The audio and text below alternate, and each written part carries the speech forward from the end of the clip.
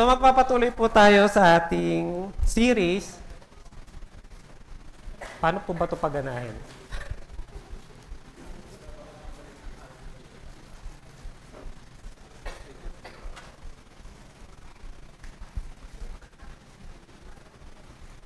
Ayan.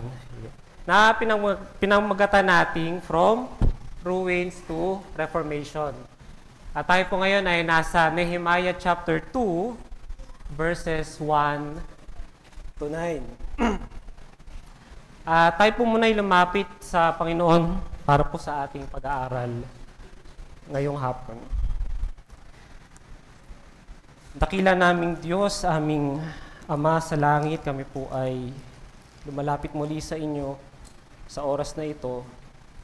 Nagpapasalamat po kami dahil patuloy na meron kaming opportunity na makapakinig ng inyong salita.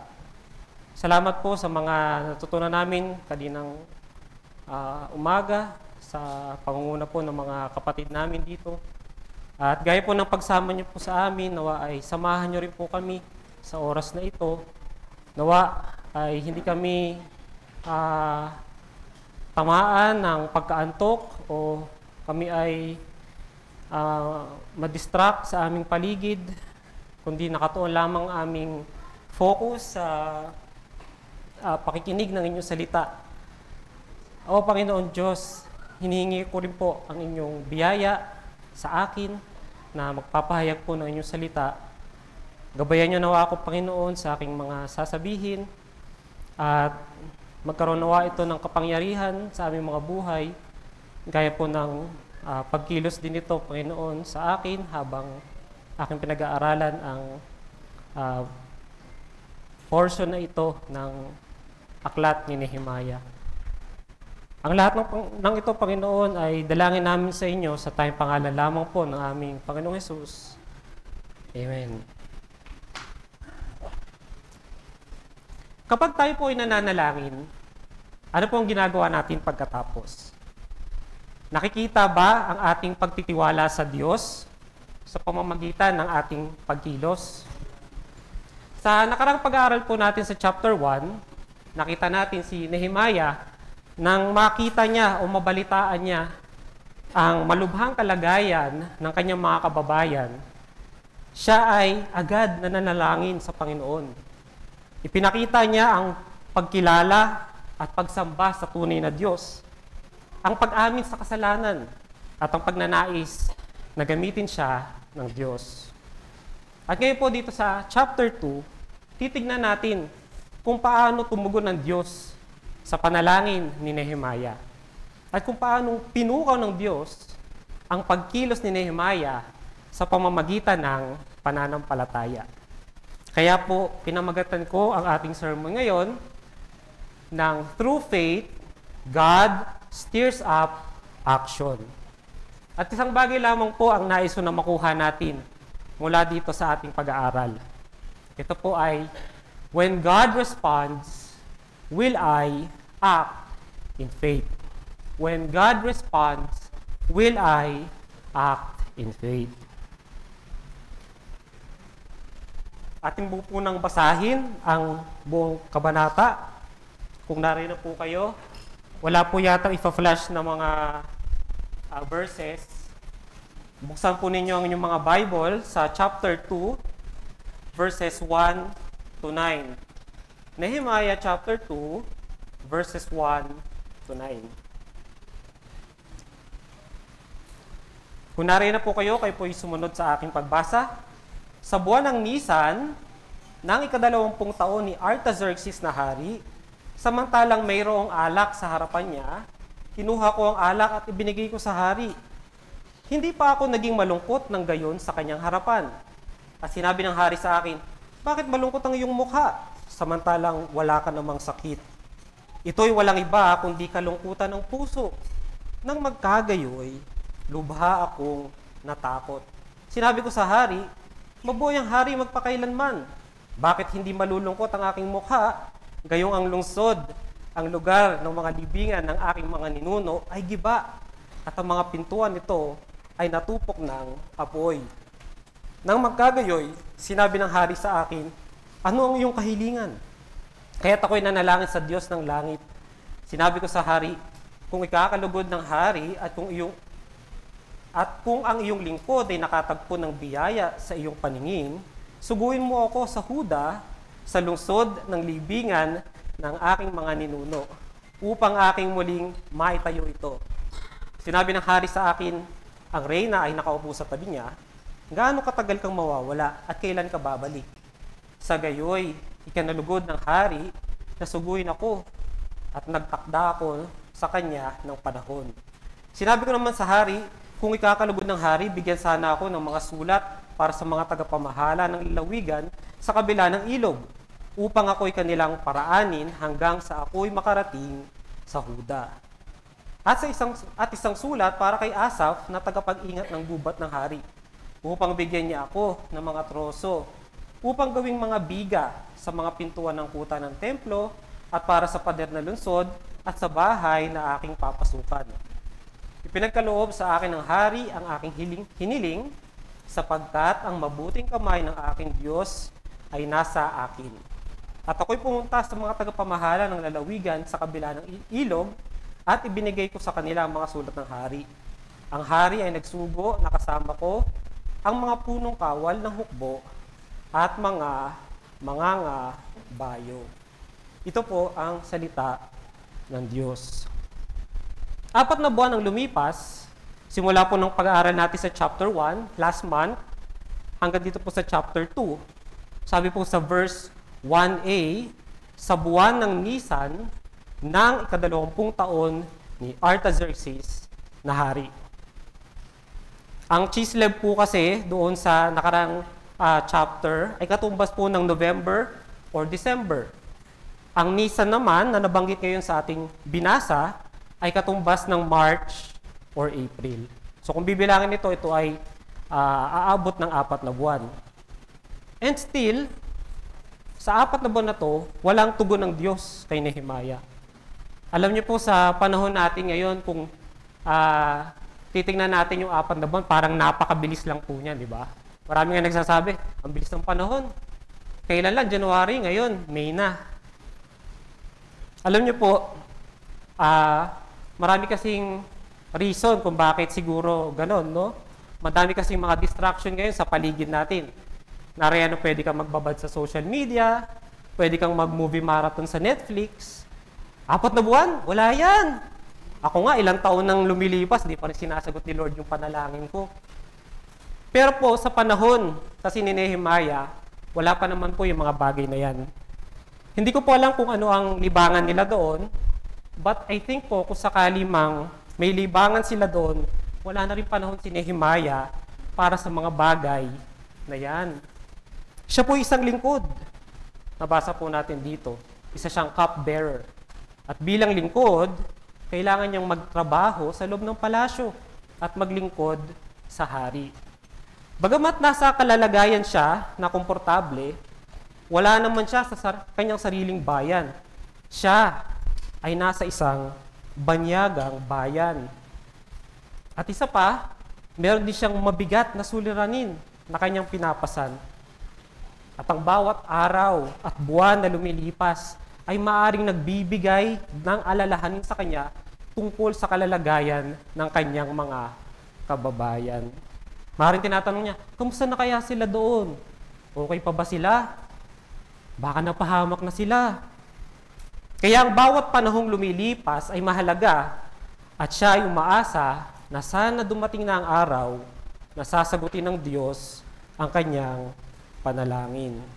Kaya po kung hindi natin makikita yung kabigatan na nararamdaman ni Nehemiah, hindi natin siya maiintindihan. Baka ang ilan sa inyo magtanong, bakit ba hindi na lang dumiretso si Nehemiah sa hari? Nakakalapit naman siya sa hari. Hinahayaan niyang lumipas ang panahon. Kahit po na may direct access si Nehemiah sa hari, dahil isa po siyang servant, hindi siya pwedeng magsalita. Maliban na lang kung kinakausap siya ng hari.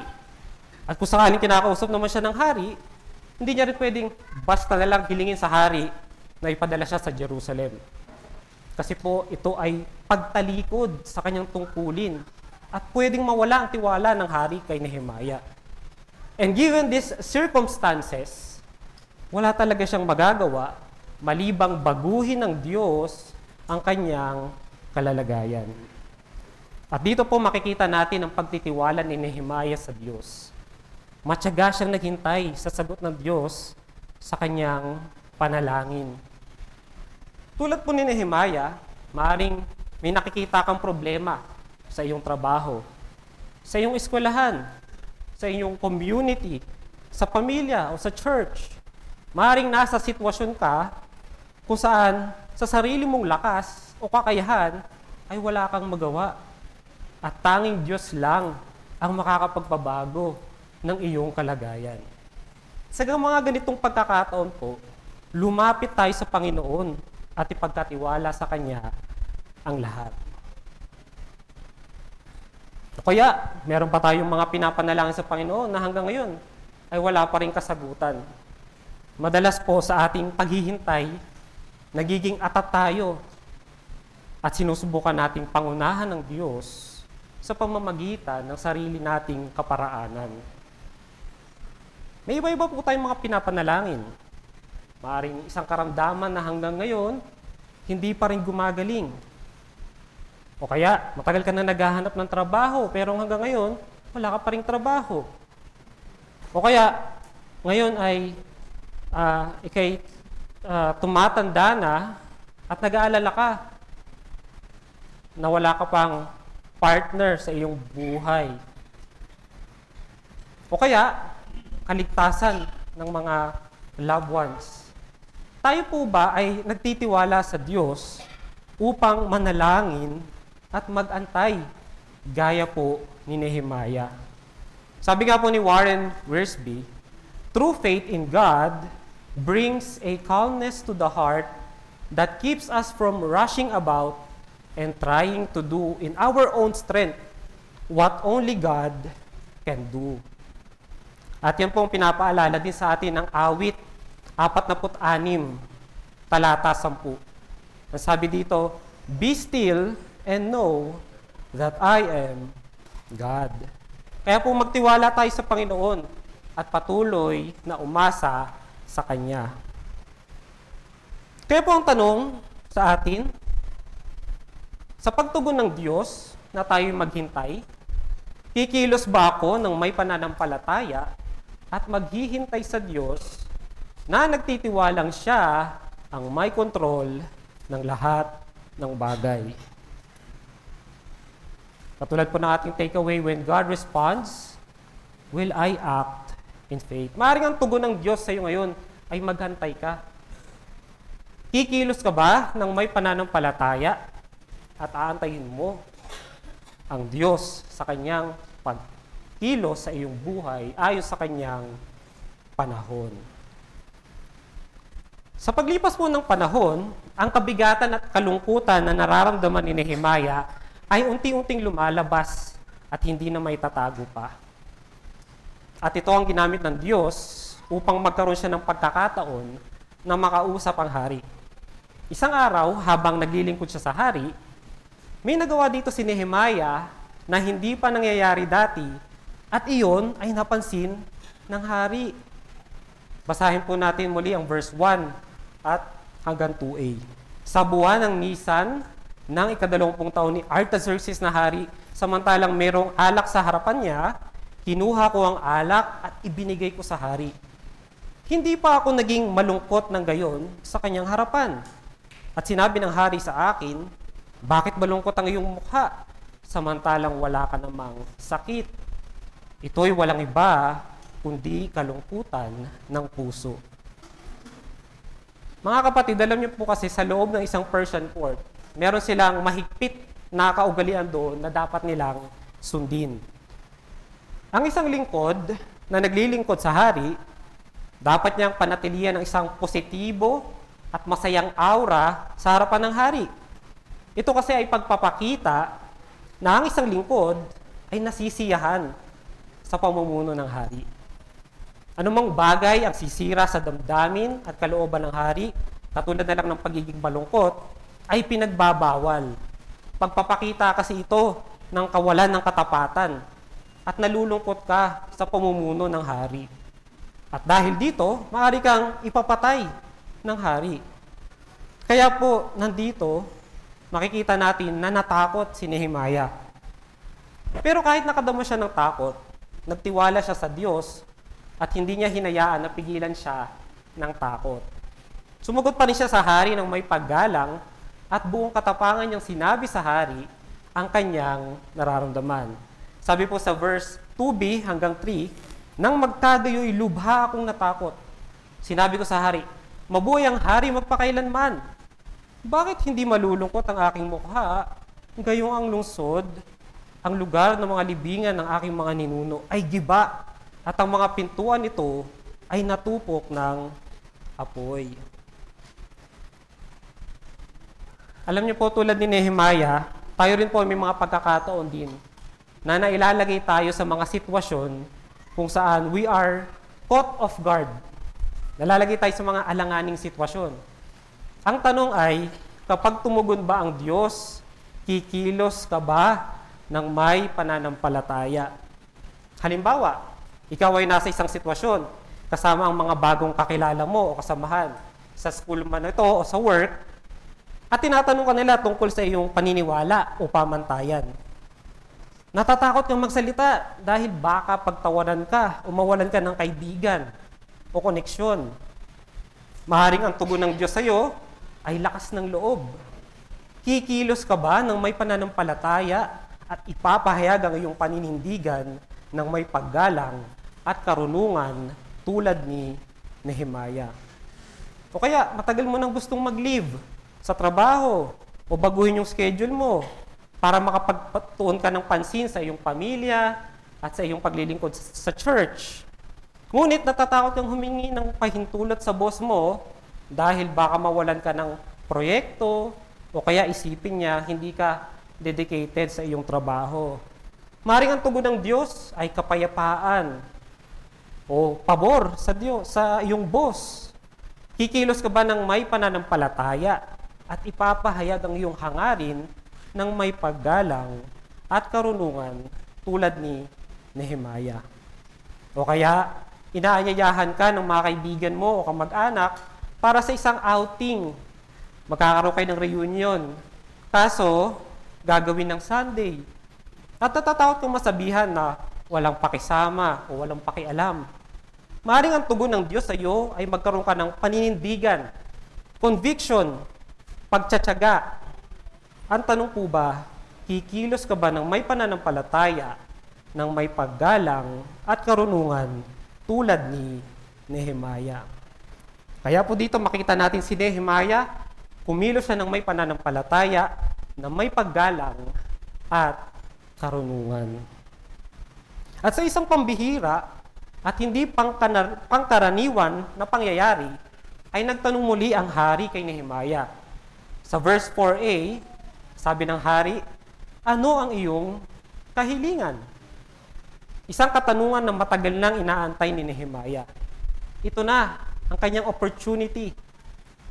Nasabi kong pambihira ito kasi gaya nga na sinabi ko kanina, mahigpit ang mga kaugalian at mga kautusan sa loob ng isang Persian court. Halimbawa na lamang po, mababasa natin ito sa Esther chapter 4, kung saan matatandaan po natin, lumapit si Mordecai sa kanyang pinsan na si Queen Esther para sabihin na kausapin niya ang hari. Kasi nanganganib ang buhay ng mga Hudyo. Sila ay malilipol dahil sa kautusan na ipinatupad ni Haman. Ang problema, hindi basta-basta pwedeng pumasok ang sino man, kahit maging ang reyna, nang walang pahintulot ng hari. Ngunit, dahil sa paghamon ni Mordecai, tumugon si Esther na sila ay magtungo or mag-ayuno ng 3 araw at pagkatapos ay pupunta siya sa hari kahit labag sa batas. At dito, sinabi niya yung kanyang well-known line na, if I perish, I perish. At yan din ang mismo kalagayan ni Nehemiah dito. Kung tutusin, yung pagkakataon lang na nakita ng hari, yung kalungkutan ni Nehemiah, at nainis siya sa pagmumukha nito, Namatay na sana siya nung pagkakataon na yun. Pero hindi ito ang nangyari. Hindi na sana aabot pa sa pagtatanong ng hari. Anong punto, mga kapatid? Bakit binibigyan natin ng diin ito? Ang punto po ay, yung pabor na natanggap ni Nehemiah mula sa hari ay dahil sa kagandahang loob ng Diyos sa kanya. Ang Diyos ang nag-restrain sa hari mula sa tiyak na kapahamakan ni Nehemiah sa sitwasyon na ito. At dahil dito, anong naging tugon ni Nehemiah? Ito po ay lalo pang pagdepende sa Diyos. Sinabi niya sa verse 4b, "Kaya't ako'y nanalangin sa Diyos ng langit." Alam niyo po mga kapatid, kung tutuusin, isang malaking pabor na ang tinanggap ni Nehemiah mula sa hari. Pero may panganib pa rin. Pwede pa rin magbago ang isip ng hari kung sakaling hindi nito magustuhan ang kanyang sasabihin. Kaya dito makikita natin na ang lubos na pagtitiwala at pagdepende ni Nehemiah ay sa Diyos sa pamamagitan ng kanyang pananalangin. Ako po'y naniniwala na ito ay isang mabilis at maikling panalangin lamang sa Diyos. Dahil dito ay nasa matinding pangangailangan o panganib si Nehemiah. Maraming mga commentator ang sinasabi nila ito ay isang arrow-like prayer. At maaaring ang laman ng kanyang panalangin ay, "Panginoong Diyos, gabayan mo nawa ako sa aking mga sasabihin ngayon sa hari. Sana po ay maging favorable ang tugon ng hari sa akin." At dahil dito, pinagpala ng Diyos ang kanyang mga plano at paghahanda. Kanina po nakita natin na 4 na buwan ng hinintay ni Nehemiah habang nananalangin sa Diyos araw at gabi. Pero dito po, hindi siya basta lang naghintay. Kumilos din siya at naghanda. Makikita natin ang kanyang kahandaan sa kanyang pagsagot sa tanong ng hari sa verses 5 to 8a. Hindi na po natin babasahin. Aking papaliwanag. Nung tinanong siya ng hari kung gaano siya katagal mawawala, nagbigay siya ng eksaktong panahon. Dahil maglalakbay po sila papuntang Jerusalem, madadaanan nila mga teritoryong nasasakupan ng Persia, kaya humingi din siya ng sulat para sa mga gobernador bilang passport at authorization letter para maiwasan ang anumang pagkaantala, pagtatanong o pagharang ng mga lokal na opisyal. Siyempre, ang pagtatayo ng pader ay nangangailangan ng mga materyales. Kaya humingi din siya ng authorization letter para naman kay ASAP o ASAP na tagapamahala ng Royal Forest para makakuha siya ng mga good quality na kahoy. Sa madaling salita, hindi makakapagbigay ng ganitong eksaktong detalye si Nehemiah kung hindi niya ito pinag-isipan at pinaghandaan. Kaya po, tayo rin sa ating mga pananalangin, hindi lang tayo mananalangin at pagkatapos, yun na, maghihintay na lang tayo. May mga pagkakataon po na sapat po ang paghihintay. Katulad ng nakita natin kanina, 4 na buwan na nag-antay si Nehemiah. Ngunit meron din pong mga sitwasyon na nangangailangan ng maingat na pagpaplano at aktibong pagkilos. Tulad din ng nakita natin ngayon, na habang nag-aantay si Nehemiah ng 4 na buwan, pinagpaplanuhan niyang maigi ang kanyang mga gagawin. At syempre, ang ating mga plano ay dapat ipagkatiwala natin sa Diyos. Sabi nga po sa Proverbs chapter 16, verses 1 and 9, "The plans of the heart belong to man, but the answer of the tongue is from the Lord. The heart of man plans his ways, but the Lord establishes his steps." Kaya po ang tanong sa atin, kapag tumugon ng Diyos, kikilos ba ako ng may pananampalataya at maingat na magpaplano tulad ni Nehemiah? At lahat po ng kanyang mga kahilingan ay binigay sa kanya ng hari. Ngunit, sa lahat ng tagumpay na ito, nakita niya na nakamit niya ito, hindi dahil magaling siyang magplano o mahusay siyang sumagot sa hari, o tama lang kasi yung timing niya, kaya kinalugdan siya ng hari. Tulad nga po nung nakita natin kanina, wala siyang magagawa upang baguhin ang kanyang sitwasyon. Tanging ang Diyos lang ang makakatulong sa kanya.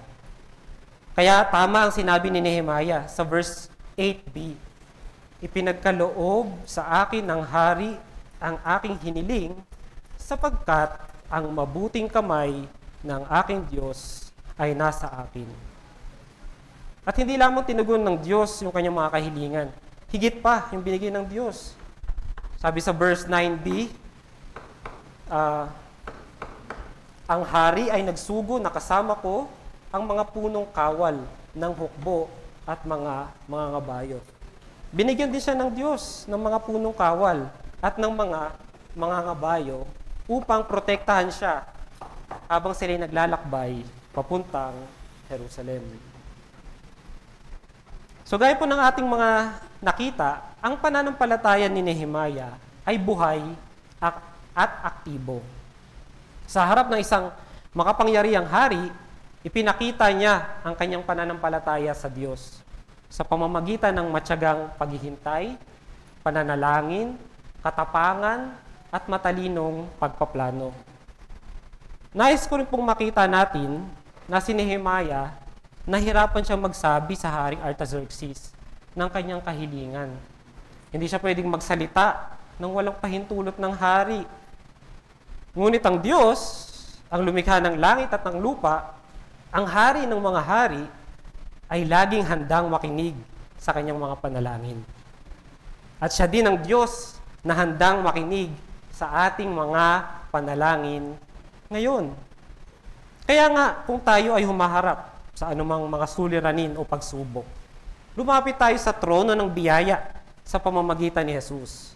Makakaasa tayo na pakikinggan niya tayo at tutugon siya ayon sa kanyang kalooban. Isa itong napakalaking pribilehiyo at pagpapala sa ating mga kapatid. Sa mga nakikinig ngayon na wala pang kaugnayan kay Kristo, muna ako, natutuyo na yung ano kayo.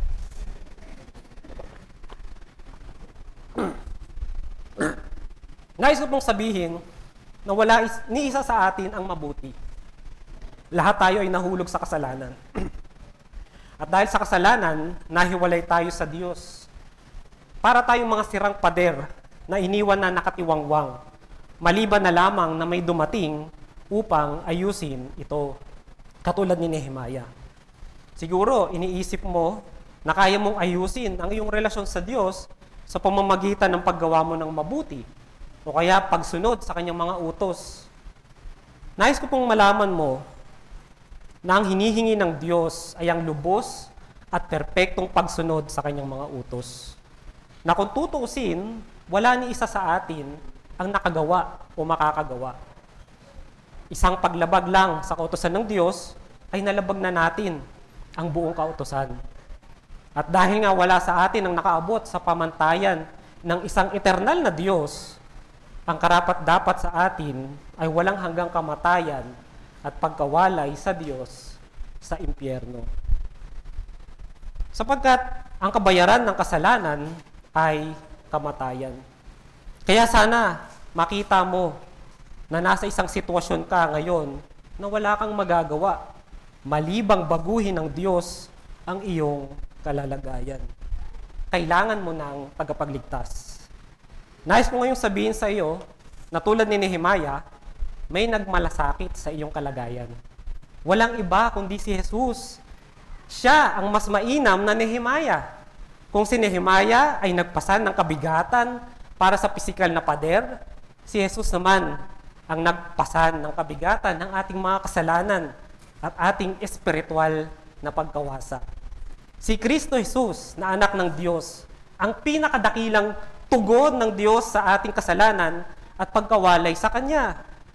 Nakita ni Jesus ang ating malubhang kalagayan at iniwan niya ang kanyang trono hindi para magtayo ng physical na pader, kundi para sirain ang mga pader ng kasalanan na naghihiwalay sa atin sa Diyos. Layunin niyang magtatag sa iyo na isang bagong buhay at walang hanggang relasyon sa Kanya. Sa panghuli, nais kong sabihin na tinugunan ng Diyos ang iyong pinakamalaking problema. Ang tanong na lang ay ito, kikilos ka ba ng may pananampalataya?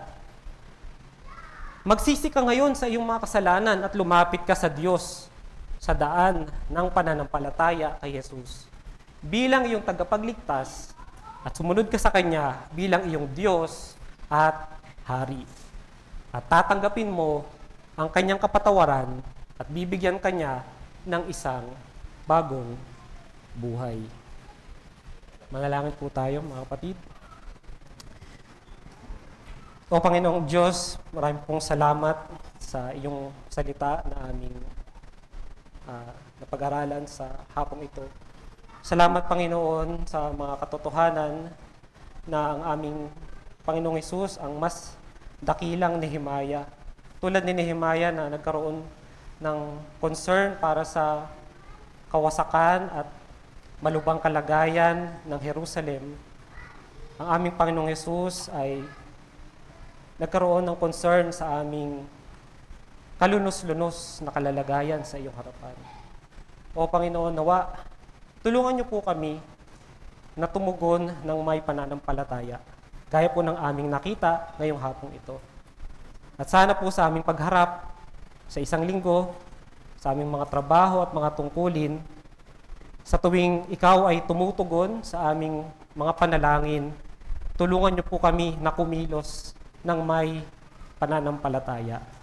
Ito po ang aming samot dalangin sa inyo, sa tayong pangalan lamang po ng aming Panginoong Hesus. Amen.